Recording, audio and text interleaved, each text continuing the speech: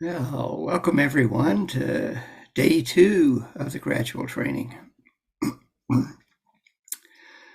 So I guess I'll start with a brief recap of what we talked about yesterday.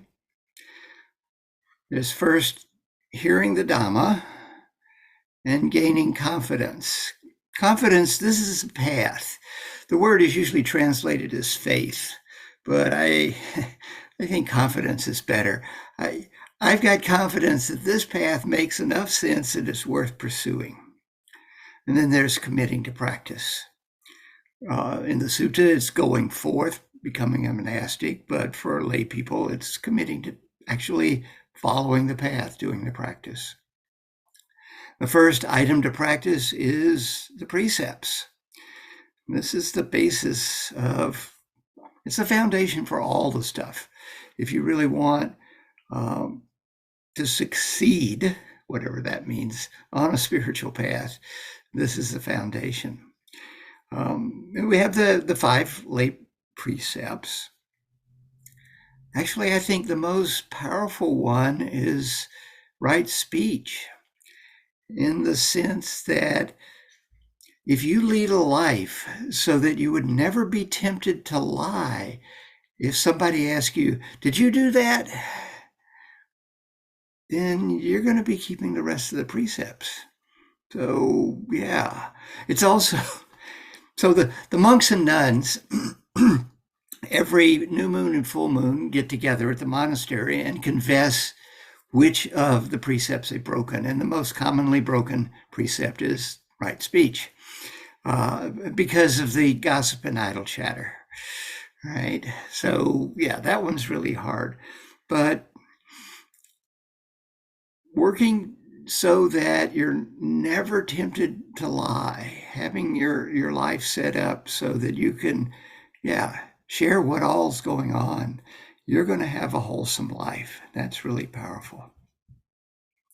So after you got the precepts, you have the foundation so that you can guard the senses, that you can be mindful of all that you do, be content with little, and when you meditate, abandon the hindrances. The abandoning of the hindrances gives you a mind that can now enter the jhanas. I usually talk about entering access concentration, which I define as being fully with the object of meditation. And if there are thoughts, they're wispy and in the background and not pulling you off into distraction. And probably something like, oh, yeah, this is good. I feel really settled. As opposed to, when I get to Mallorca, the first thing I'm going to do is, or whatever. So the term access concentration doesn't appear in the suttas. That comes from the commentaries. So I stole it and I use it for I use it at the same time, but I define it slightly differently because the commentaries, they have a different idea of what the jhanas are. And in the suttas, it's basically teaching us to get to access concentration by abandoning the hindrances. If none of the hindrances are there, then when one sees that these 5 hindrances have been abandoned within oneself, gladness arises.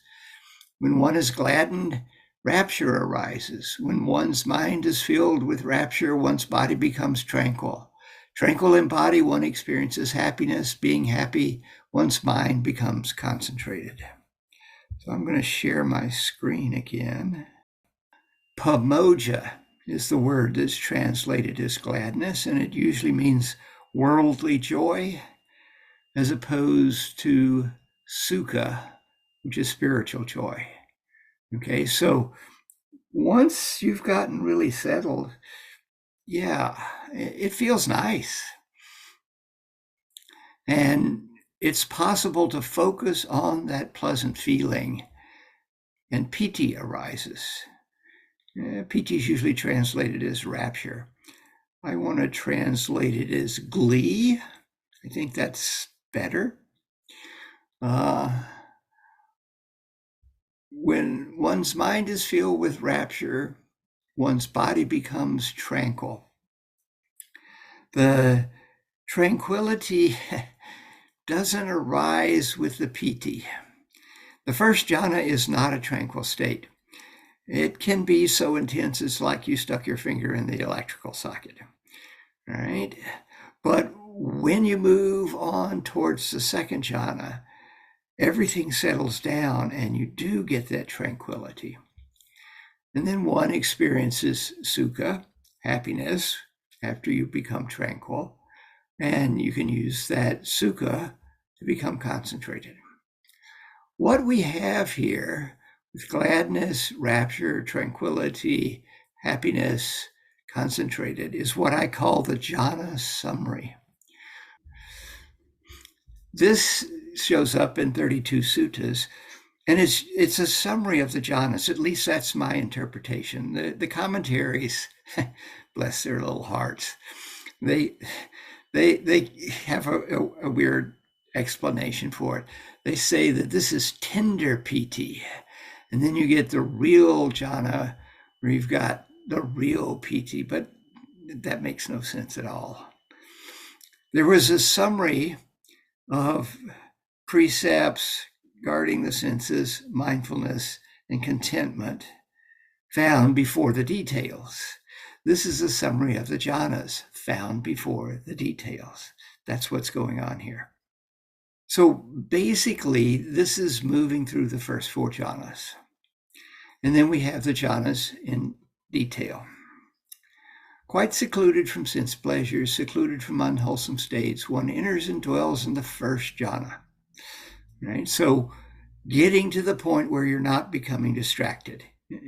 You're secluded from the hindrances. The first hindrance is specifically mentioned, and the rest of them are lumped under unwholesome states. One enters and remains in the first jhana, which is accompanied by, vitaka and vichara, the Pali words. Applied and sustained thought, that's a mixture of what's found in the commentaries and what the word vitaka means. For the Buddha, vitaka always means thinking. And vichara originally meant wandering around. Wandering around to me doesn't seem like sustained. I may be an American, but I think I understand English. Wandering around and sustained seem to be going in opposite directions. What it really means is thinking and examining, if we're going to look at it literally. This is an example of how Pali does emphasis. It repeats the concept. So accompanied by thinking and more thinking, and filled with piti and sukha, born of seclusion from the hindrances, right? And then one drenches deep, saturates and suffuses one's body with the rapture and happiness born of seclusion, so there is no part of one's entire body not suffused by the piti and sukha. Okay? And again, this is repeating these things. It's not four different things to do. This is emphasis, right? Get yourself filled with the piti and sukha. Now, getting yourself filled with the piti and sukha is an advanced practice. The first thing you got to do is get into the first jhana the first time. And that's not easy. Most people need to go on like a 10-day meditation retreat. And if you've been on a long retreat, you know that, you start out and you're arguing with your boss and you're planning your holiday and you're thinking about whatever, rearranging the contents of your refrigerator, all sorts of silly stuff. And this goes on for 3 or 4 or 5 days. Once that settles down, that's when you have a chance to actually start learning the jhanas. The method for learning the first jhana is get yourself settled in a nice upright posture, and then start doing a practice that will lead to good concentration. Most people work with the breath. That's commonly taught, and most people work with that. Metta works very well. You just do your metta for like half an hour, and then you will have some degree of concentration. And another one that works well is the body scan. If you've worked in Mr. Goenka's tradition, the body scan, take a nice slow scan on the surface of the body for 45 minutes. Okay, 35 to 45 minutes. And that will get you quite concentrated. Once you've gotten to the point where you're not getting distracted, you're fully with the object of meditation, you want to stay there for a while and let the concentration build. It's not good enough to go, oh, I followed 5 breaths in a row, I must be concentrated. No, get it longer than that. Give it 5 or 10 or even 15 minutes. And then shift your attention to a pleasant sensation. That's the gladness that was talked about back up here, right?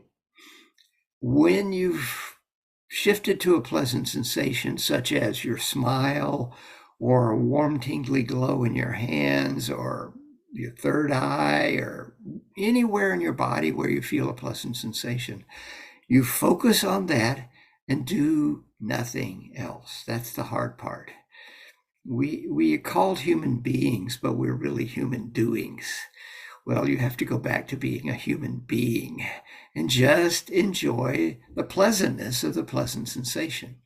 If you can do that, the pleasantness will get a bit stronger, not right away. And if you don't tamper with it, it'll get stronger and stronger until it erupts into piti and sukha, glee and happiness. That's the first jhana. It's an unmistakable alteration in your consciousness. This is why I refer to the jhanas as an altered state of consciousness. Right? So when it comes on, there's a lot of physical energy. That's the piti. And there's happiness. That's the sukha. Right? So that's how you get there. But most people need a residential meditation retreat, or if it's being done on Zoom, a chance to really get quiet. You're fully committed to the retreat. And then, after 3, 4, 5 days, when all of the craziness in your mind settles out, then you have a chance to get to the jhanas.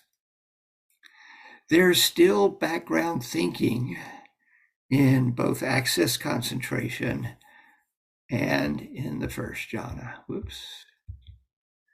Right? Don't worry about it. When the first jhana hits, it's like, oh, wow, this is really strong. This is different. This must be what he's talking. I mean, these thoughts are going through your mind, right? This is what the applied and sustained thought is. And then there's the glee and the happiness, the piti and the sukha. Your mind will immediately focus on the experience. You don't have to worry about it. You've dropped the attention on the breath or the metta or whatever when you shifted to the pleasant sensation. And you continue to not focus on the breath or the metta or anything else while you're in the jhanas, right? So the breath is like the key. You come home, you use your key to open the door, and then you walk around with the key in your hand. No, you put the key in your pocket or hang it on the wall or whatever you do with your keys, right? It's just to get the door open. When you get the door open, that's into the entryway. That's the pleasant sensation. And then when you get fully inside, then you've got the piti and sukha, and your mind will naturally focus on that. It says, one drenches deep, saturates and suffuses one's body, so there's no part of one's entire body not suffused by the piti and sukha. This is an advanced practice. First, you got to get in the first time. Then you got to get in the second time. And then you got to get in repeatedly. And at first, maybe the first jhana seems to be like upper torso, neck, and head. Maybe your full spine is involved, but it's not the whole body for most people. Some people get the whole body right away, but for most people, it's not. To do the drench, steep, saturate, and suffuse, after you've gotten good at it, you've gotten stable, you put your attention where the jhana seems strong, maybe your face, and then you just move your attention, say, down your arm, right? And the jhana seems to follow along. The piti and sukha go down your arm. And then you move it down the other arm, and then down the rest of your torso, and down one leg and down the other. And then you have no part of your body which is not suffused with the piti and sukha. But as I say, this is an advanced practice. Just get in the first few times and get it stable so you can sustain it. We have a simile. Suppose a skilled bath attendant or his apprentice were to pour soap flakes. They had powder at the time of the Buddha, but think of it as soap flakes, into a metal basin, sprinkle it with water, and knead it into a ball, so that the ball of soap flakes would be pervaded by moisture, encompassed by moisture, suffused with moisture inside and out, and yet would not trickle. So this is how you got soap at the time of the Buddha. You didn't go to the store and buy soap.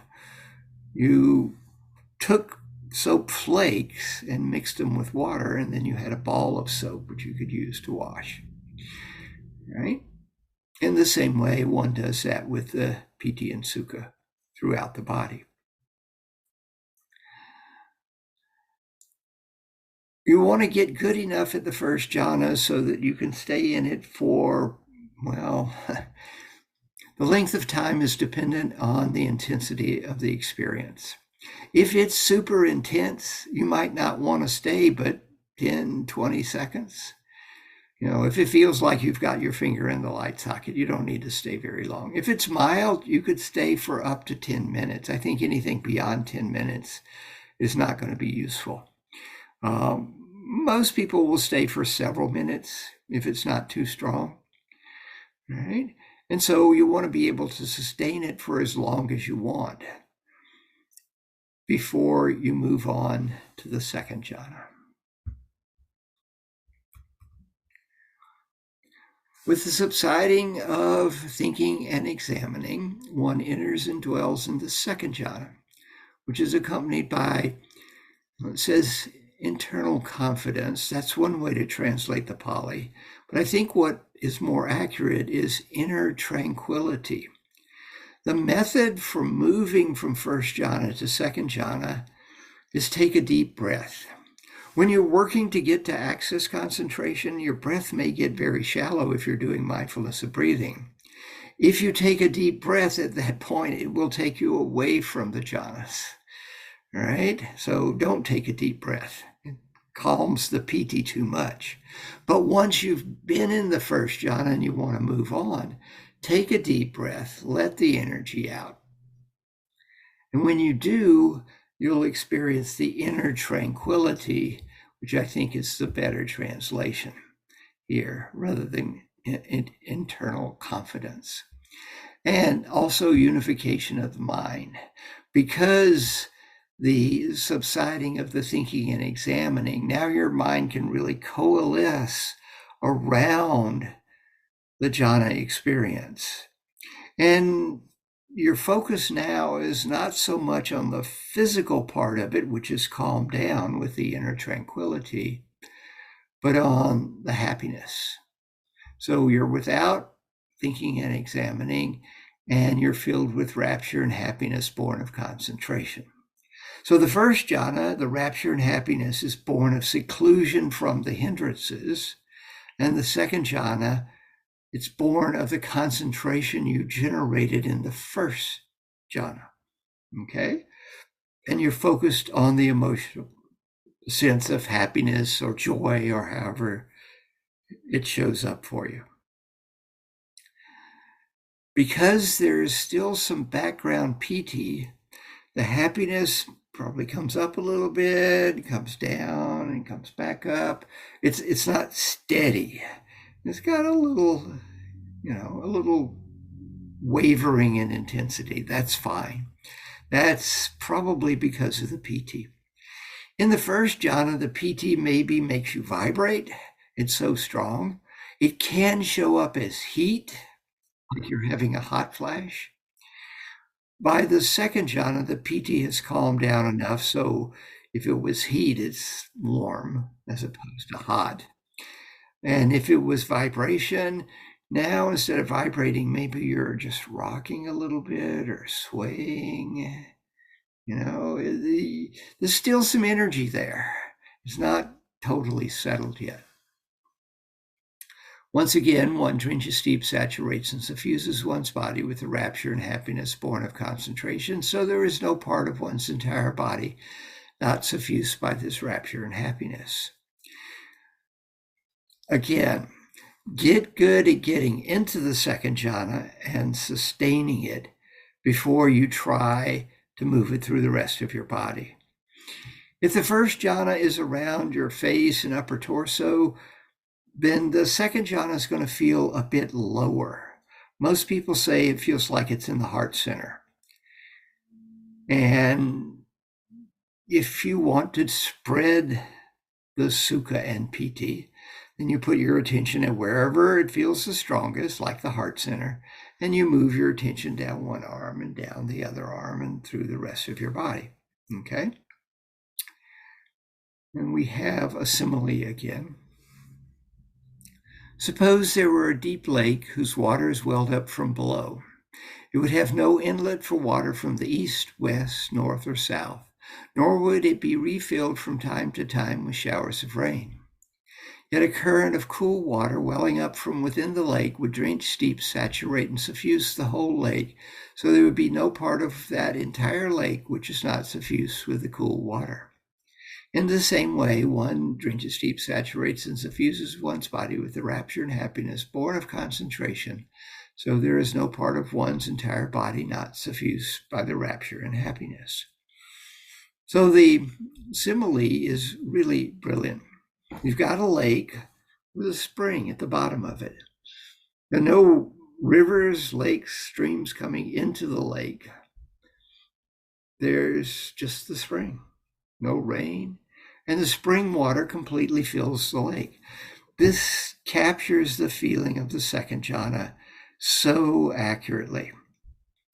When I first was learning the second jhana, Ayya Khema didn't read out the simile. And it was a little over a year before my next retreat with her, my next jhana retreat. And that was a month long. So she read out the simile from here.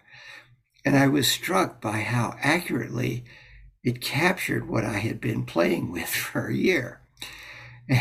And when her Dharma talk was over and she leaves the room, I go running after her. Ayya Khema, Ayya Khema. It's just like that. It's just like that. It struck me so accurately. There's this wellspring of happiness in your heart, and it's just filling you. And yeah, it's a really nice place to hang out. The first jhana gets old pretty fast. The more intense it is, the more it's like, okay, that's enough. Let's move on. For all of the subsequent jhanas, 2 through 8, you can stay there for as long as you want. It's not a problem.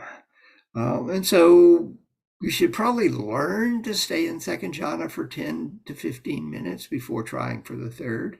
You want to get good at it. You want to get stable. But you don't have to worry about overdoing it. I had one student on a retreat. He said, I'm just going to stay in each jhana all day long. In other words, every time he meditated, he'd get to the jhana that he wanted to stay in, and he'd just stay there for the rest of that sitting.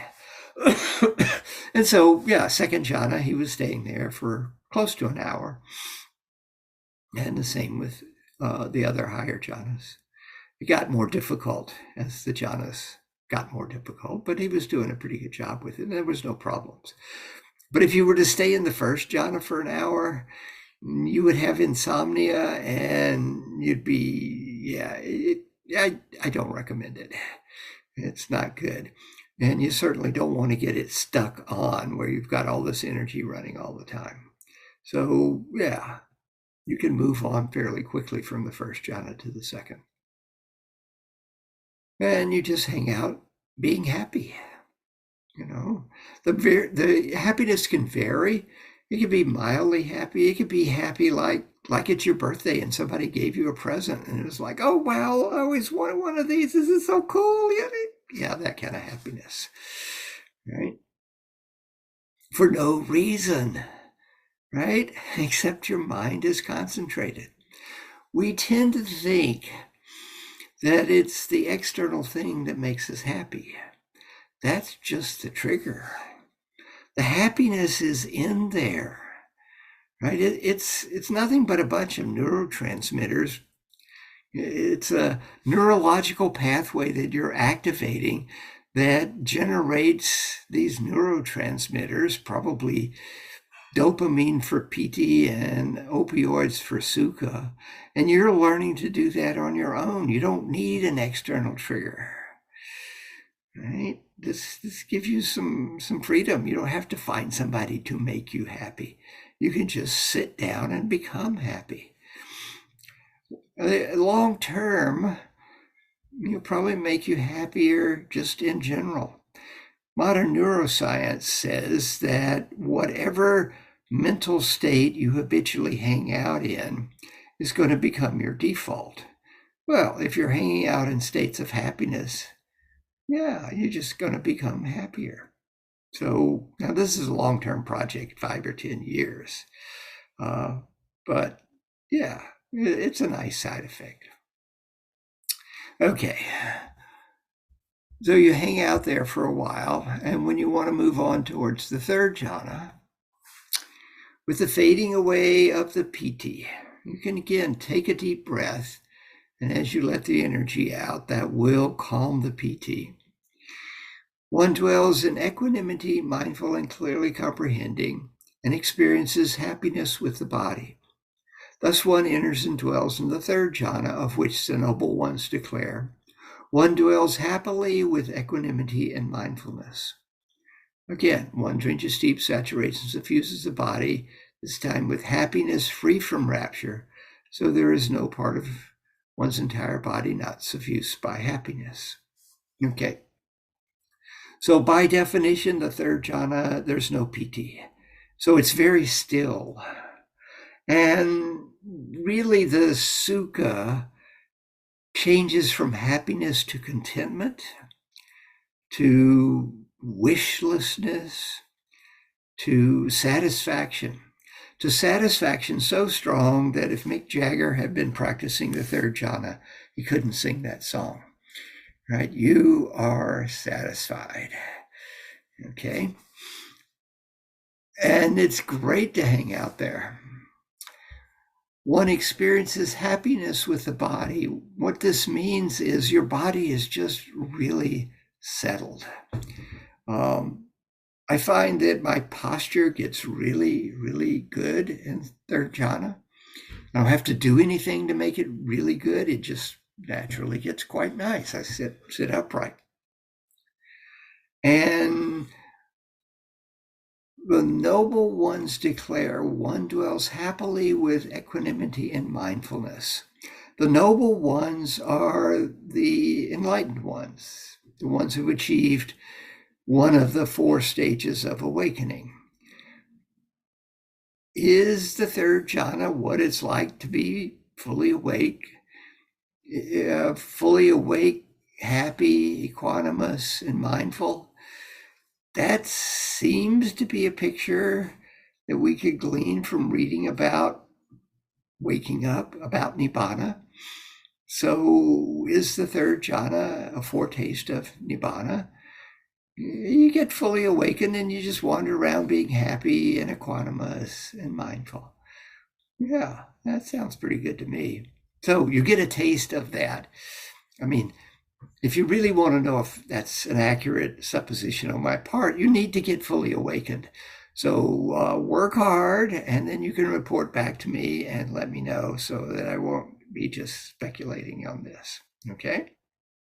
And again, it feels like it's lower, maybe in the belly, the dantian, something like that. As you go from the jhanas 1, 2, 3, 4, it feels like things are descending, even though the numbers are going up. Sometimes a student will say to me, I was in second jhana and I went down. And I don't know if they meant down numerically to first jhana or down somatically to third jhana. I was doing meditation for science in an fMRI one time, and they said, we'll tell you when to change. We'll say, go up or go down. And I say, no, you can't say up or down because you're going to be thinking numerically and I'm going to be feeling somatically. You can use previous and next. And that's what they did, and it worked out. So, yeah, there's a sense of descending as the numbers go up. And so if the third jhana is centered in your belly and you want to do the drench, steep, saturate, and suffuse, you put your attention there, and then you move your attention to other parts of your body, and it follows along. And you can be completely filled with it. Again, you got to get good at getting to third jhana and sustaining it before you try spreading it. We have a simile. Suppose in a lotus pond there were blue, white, or red lotuses that had been born in the water, grow in the water, and never rise up above the water, but flourish immersed in the water. From their tips to their roots, they would be drenched deep, saturated, and suffused with water. So there would be no part of those lotuses not suffused with water. In the same way, one drenches deep, saturates, and suffuses one's body with a happiness free from rapture. So there is no part of one's entire body not suffused by this happiness. So the picture is a lotus pond, and the lotus is coming up out of the mud, but they don't come above the surface of the water. They're leading their whole lives underwater. This is a good picture because there's some isolation. I mean, you're in a swimming pool, you go underwater, you don't hear the sounds from outside or anything, right?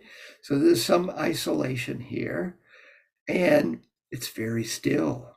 Those lotuses aren't waving in the breeze or bobbing up and down on the surface. They're underwater. So it's a very still, quieter place in the third jhana. And again, stay for 10 or 15 minutes to get good at it before you start trying to spread it and move on to the fourth jhana. Further, with the abandoning of pleasure and pain, and with the previous passing away of joy and grief, one enters and dwells in the fourth jhana, which is neither pleasant nor painful and contains mindfulness fully purified by equanimity. One sits suffusing one's body with a pure, bright mind, so there is no part of one's entire body not suffused by a pure, bright mind. Okay, so the first three jhanas are pleasant, right? The first one is a bit overwhelmingly pleasant. The second one is, happy, maybe really, really happy. And the third one is contented, and being contented is happy, is pleasant. So with the abandoning of pleasure and pain, it doesn't mean there was pain in any of the previous jhanas. It's pointing towards equanimity. You had lots of pleasure, but you don't need to go down to pain. Find that middle point at equanimity.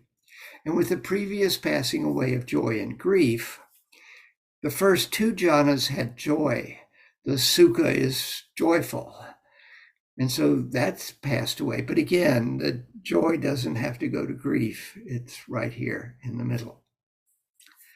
The other thing to know about pleasure and pain and joy and grief, in Pali, there is alliteration and rhyming with these words, okay, which helps with the oral tradition. So the way that it's spelled out here in Pali makes it easier to memorize. It gets translated to English, and we lose the alliteration and the rhyming, okay? But it's pointing to an equanimous mind. And once again, if you want to move on to the fourth jhana, you can take a nice deep breath and let the energy out. When you do, there probably will be a sense of dropping down. Focus on that sense of dropping down and ride it down until it settles. This is sort of like you jump into the swimming pool and you drift down to the bottom. Ayya Khema said, third jhana is like sitting in the mouth of a well. You're a little isolated. For fourth jhana, let go and drop down the well. Now, it's not a free fall drop. It's more of a drifting down.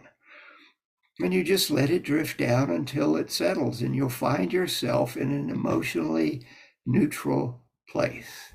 No pleasure, no pain, no joy, no grief. An equanimous place. And the fourth jhana is neither pleasant nor painful and contains mindfulness fully purified by equanimity. This is the mindfulness that we're really after. The mindfulness of the things that you do, watching yourself washing the dishes, watching yourself brushing your teeth, watching yourself walk down the hall, that kind of mindfulness. That's good, that's important, that got mentioned in the preliminaries. But the mindfulness that's going to give you breakthroughs to a deeper understanding of how the world works is much more potent, and it's fully purified by equanimity. The fourth jhana is often called the jhana of equanimity, and that equanimity is basically making your mindfulness be the best it could possibly be. You've got mindfulness that's extremely steady and very neutral.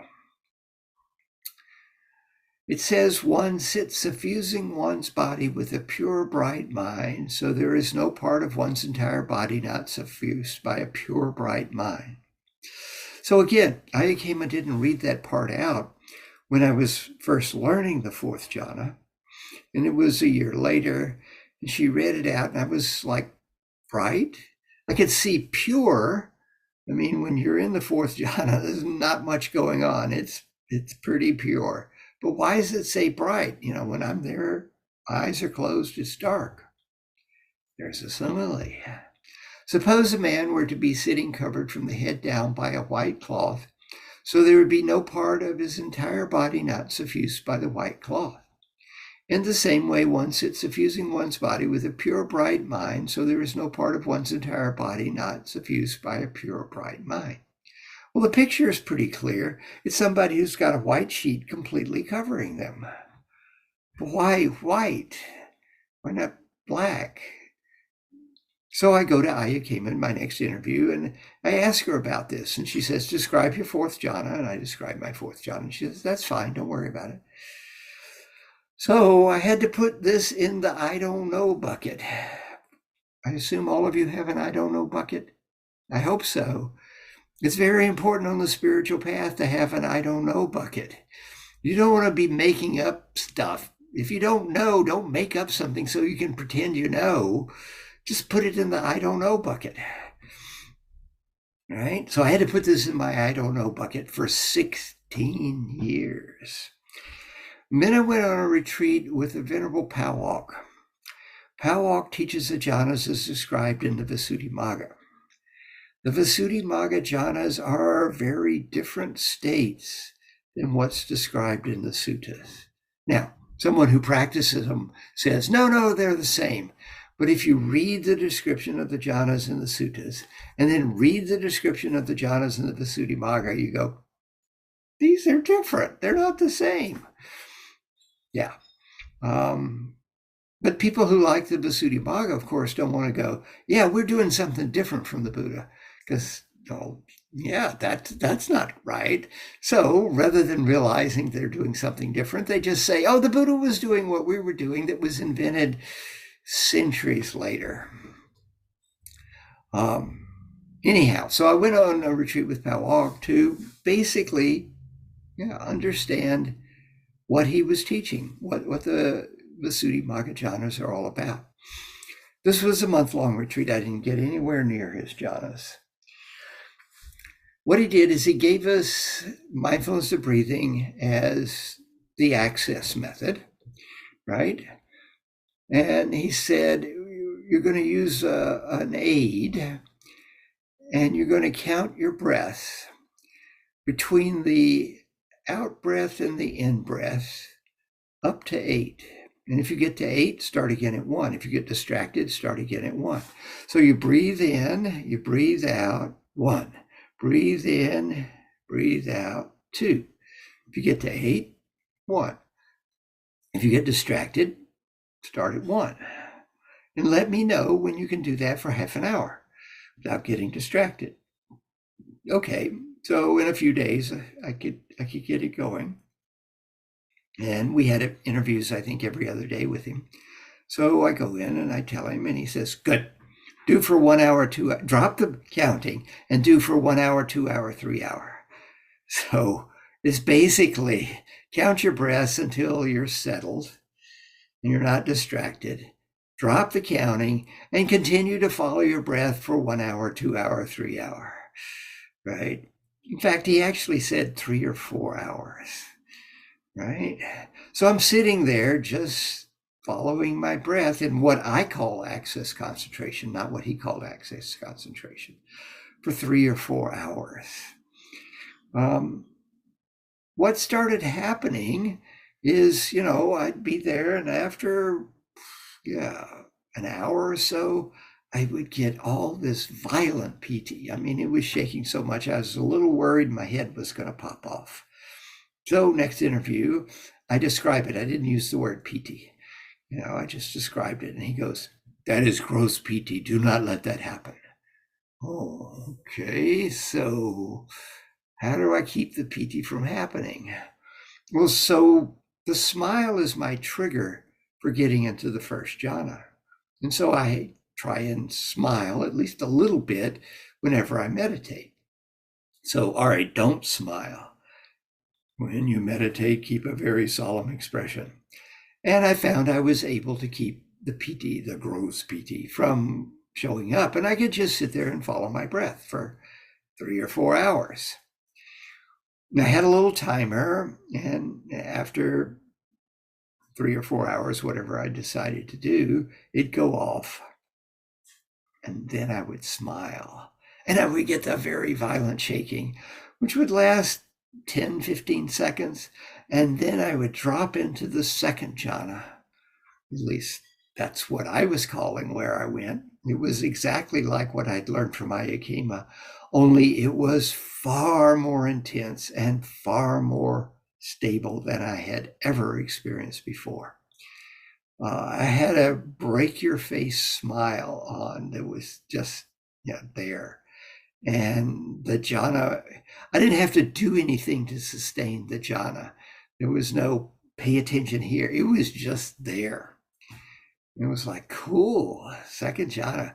I wonder what third jhana's like. Well, I tried to go to third jhana, but the PT came back. In third jhana, by definition, there's no PT. I'm stuck in second jhana. Well, it's not a bad place to be stuck.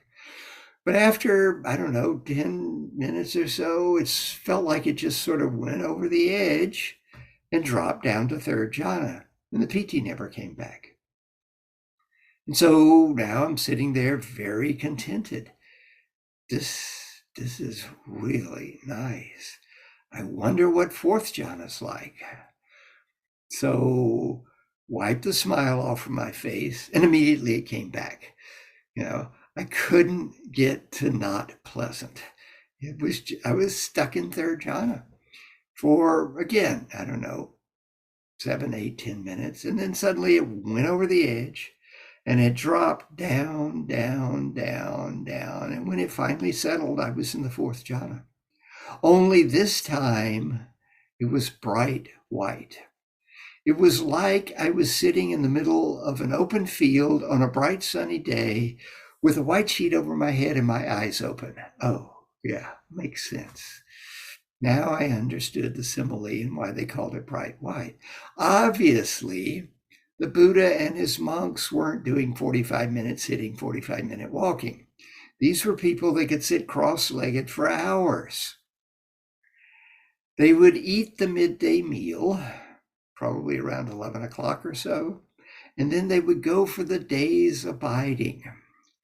They'd go to the forest and sit under a tree or go to an empty hut or wherever they went and sit down and, meditate for several hours. Maybe get up, do a little walking meditation, sit down and do several more hours until it began to get dark around 6 p.m. And they were getting super concentrated like I was. And when they got to the fourth jhana, it was bright white. This indicated to me that my previous jhana experiences were not at the depth of concentration that the Buddha and the monks were experiencing, even though they had been quite beneficial to me. But it also indicated that if I wanted to get to that depth, I needed to go on retreat and spend a long time in access concentration. Don't really need to spend 3 or 4 hours usually. But on a retreat, maybe I'll spend an hour in access concentration, and then I'll get the bright white. So this is the 4 jhanas. Why bother? Well, they make your insight practice much better.